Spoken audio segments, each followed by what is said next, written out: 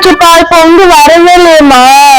அது எருமா மாடு அடுப்புல வச்சிருக்கிறது பால் இல்ல அரிசி மாவு. அப்பப்ப அடுப்பு பக்கம் போய் வந்தாதானே அரிசி மாவுக்கும் பாலுக்கும் வித்தியாசம் தெரியும்.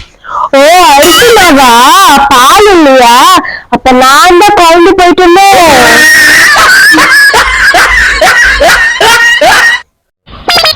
அம்மா ஸ்கூல்ல ஃப்ரெண்ட்ஸ் எல்லாம் சேர்ந்து பட்டுக்கு போறாங்கம்மா, நானும் போகிறேன்.